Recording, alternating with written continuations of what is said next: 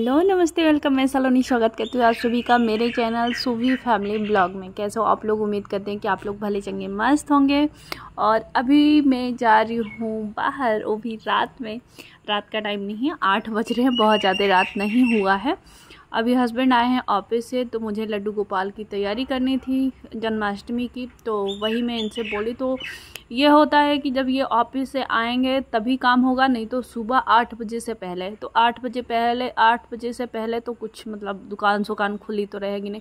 और यहाँ पे ना, जहाँ हम लोग रह रहे हैं उस एरिया में बस एक यही दुकान है जहाँ आपको पूजा पाठ का सामान मिल सकता है, जो हम लोग के यहाँ से थोड़ी दूरी पे है। ये भी नहीं है कि मैं अकेले आकर के ले सकती हूँ, दूरी है थोड़ा सा।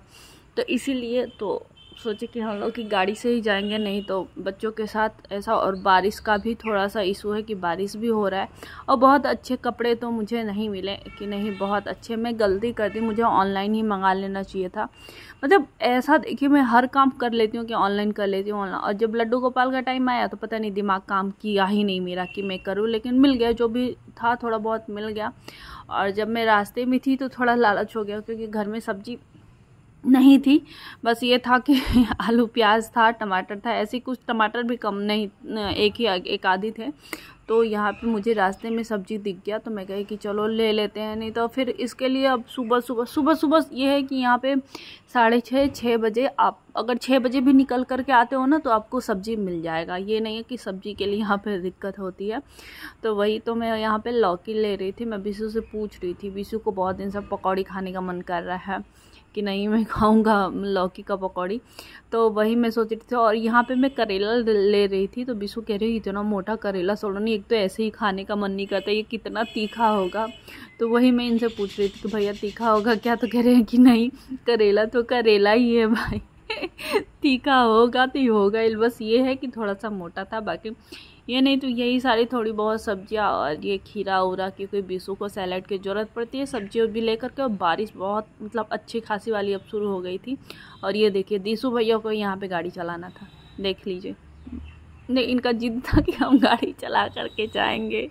तो इनको थोड़ा वो, क्योंकि तबीयत इनका और थोड़े है भी, ये एक ज़रूरत से ज़्यादा लाड वाले हैं और सबसे समझदार बच्चे हैं। अगर होता है ना कि एक बहुत अच्छा बच्चा हो तो उसके प्रति थोड़ा सा वो हो जाता है, तो है बहुत ही समझदार है।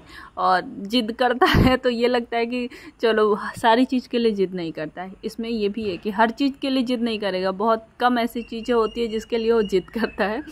तो यही। और उसके बाद यहाँ से जाने के बाद बनाना खिलाना, उसके बाद मैं सो गई, क्योंकि एक सुबह से लगी मतलब बहुत ये था कि मेड नहीं आ रही है। तो अब देखिए, अब सुबह में जग कर के बाहर झाड़ू लगा रही हूँ। और आज दीसू को लेकर के जाना है डॉक्टर के पास, क्योंकि वहाँ से आने के बाद मतलब खाना तो बहुत कम ही खाया, आधी रोटी से भी कम, मतलब 3 बाइट खाया हुआ होगा। उसके बाद उसको उल्टी आ गई, नहीं खाया।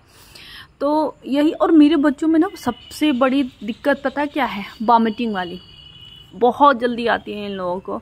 तो वही। और उसके बाद मुझे इन लोगों को लेकर के जाना था डॉक्टर के पास, सुवी का वैक्सीनेशन भी कराना है। तो बिशु अभी टहल करके आ गए और मैं बाहर लगा रही थी झाड़ू। देखिए किस दिन आती है, अब आएगी भी तो मैं नहीं करने वाली। अब तो जब मैं कर ही रही हूँ खुद से, तो मैं खुद ही करूँगी। तो मैंने सोचा कि पहले झाड़ू लगा लेती हूँ बाहर, उसके बाद मैं कुछ करूँगी। क्योंकि पता है ये कई दिन से, और जन्माष्टमी कल ही है, तो इसीलिए मैंने सोचा कि नहीं चलो पहले इधर का कर लेती हूँ। अगर मैं सोचूँगी कि इकट्ठे ये कर लूँ वो कर लूँ तो नहीं होगा।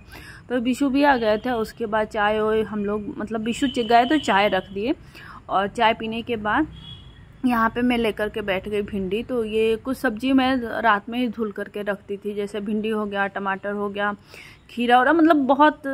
धनिया तो मिला ही नहीं, मिर्चा मैं नहीं धुल पाई थी, क्योंकि छोटी रोनेल मिर्चा में थोड़ा सा होता है ना, तोड़ करके धुलो, सुखाओ तो रखो। तो मिर्चा उर्चा नहीं धुली थी, लेकिन कुछ सब्जियां मैं धुल करके रखती थी। तो बिशु बोले कि भिंडी का एक सूखा सब्जी मैं बनाती हूँ, गीला वाला तो मेरे यहाँ कोई भी नहीं खाएगा। जो एक पानी डाल करके भिंडी वाली सब्जी बनती है ना, तरी वाली, वो कोई खा ही नहीं सकता मेरे यहाँ।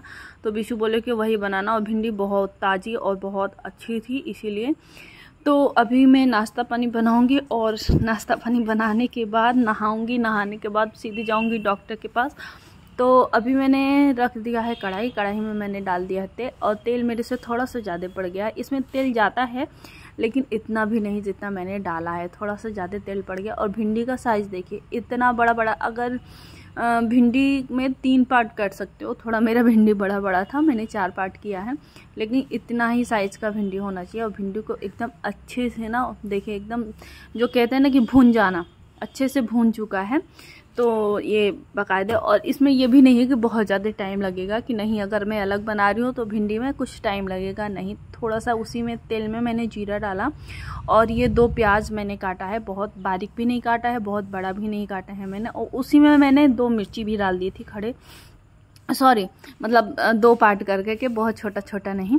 और उसमें फिर मैंने डाला हल्दी पाउडर, थोड़ा सा मैंने डाला है सब्जी मसाला, और ये नमक, बस। और मसाला इसमें कुछ नहीं जाने वाला है कि नहीं अलग से कुछ मतलब बना रही हूँ तो कुछ अलग मसाला जाएगा, लेकिन सब्ज़ी बहुत ही टेस्टी लगती है, बहुत ज़्यादा। और ये टमाटर, हमारे यहाँ तो टमाटर बहुत सस्ता हो गया है जी, 25 रुपये केजी है। आप लोग के यहाँ कैसा है कमेंट करके ज़रूर बताइएगा। तो ये देखिए हमारी जो मसाला था हमारे सब्जी का, वो भून करके अच्छे से तैयार हो गया। तो अब थोड़ी देर मैं इसको भी भून लूँगी मसाले के साथ, क्योंकि भिंडी तो मेरी अच्छे से फ्राई हो चुकी है। इसको नहीं, बस मसाले के साथ इसको मिक्स कर लेना। और इसमें थोड़ा सा मैं पानी डालूँगी। हम लोगों को बिल्कुल, हम मतलब मेरे पूरे बच्चों को भी, मेरे हस्बैंड को भी, मुझे भी भिंडी में बिल्कुल भी पानी पसंद नहीं है। तो मेरी सब्ज़ी यहाँ पे बन चुकी है।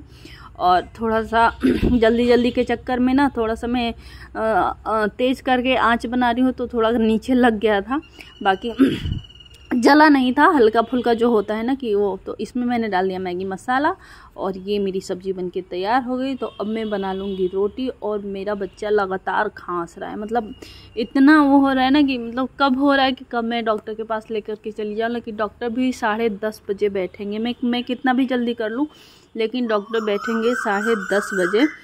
तो अभी मैं रोटी बना रही हूँ। और विशु, हम लोग मतलब बच्चों को दिखा करके वहाँ से पहले मैं युग को स्कूल भेज दूँगी, और इन दोनों को लेकर के हम लोग जाएंगे हॉस्पिटल। तो ये देखिए हम लोगों का नाश्ता डन हो गया। ये थोड़ा सा रायता। तो हॉस्पिटल इन दोनों को हम लोग लेकर जाएंगे, और इंजेक्शन वहाँ पे सुबह का भी लगने वाला है। ये देखिए आगे हम लोग, और वहाँ से विशु को दिखा करके, और विशु हमको बैठा देंगे टोटो ऑटो जो भी मिले उसमें, मैं वहाँ से चली आऊँगी, और विशु उधर से ही निकल जाएंगे ऑफिस। लेकिन यहाँ पे आने के बाद भाई साहब जो लेट हुआ ना, ये देखिए एक लड़का था, उसके साथ बहुत मन से खेल रही थी, बहुत ही मन से खेल रही थी। और यहाँ पे बहुत सारी चिड़िया उड़िया सब बोल रही हैं, थोड़ा सा इग्नोर करिएगा आप लोग, क्योंकि मैं सुबह सुबह एडिटिंग करने बैठी हूँ और यहाँ पे होता रहता है। तो हेलो, और ये जो 2 लोग बैठे हैं ना, ये दोनों ट्विंस हैं, अभी अभी ये आए हैं, दोनों लड़की हुई हैं। बहुत टाइम लग गया। यही हमारे दोनों बच्चों मतलब को कोई देखता है डॉक्टर तो अच्छे हैं, बहुत अच्छे डॉक्टर हैं, लेकिन टाइम का प्रॉब्लम रहता है। अपने क्लिनिक पे भी बैठते हैं। अब नंबर लिए हम लोग, नंबर लिए हैं तो अब क्लिनिक पे ही जाएंगे, क्योंकि यहाँ पे बहुत ज़्यादा विशु को ऑफिस का भी बहुत यहाँ पे प्रॉब्लम होता है, छुट्टी की बहुत ही दिक्कत है यहाँ पे। और इनको सुबह को वैक्सीनेशन का भी काम हो गया। अभी मुझे युग को स्कूल से लाना है, इन लोगों का भी दूध दूंगी, दूध देने के बाद फिर जाऊंगी तो उसको स्कूल से लाऊंगी। और आज मुझे पूरी तैयारी करनी है कृष्ण जन्माष्टमी की, पूरा मतलब बहुत कुछ काम है।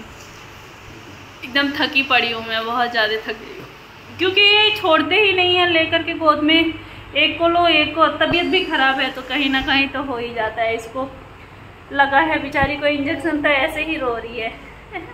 सुबह मम्मी, तो चलिए मिलते हैं हम आपसे अगले नए ब्लॉग में। तब तक के लिए बाय बाय, राम राम जी।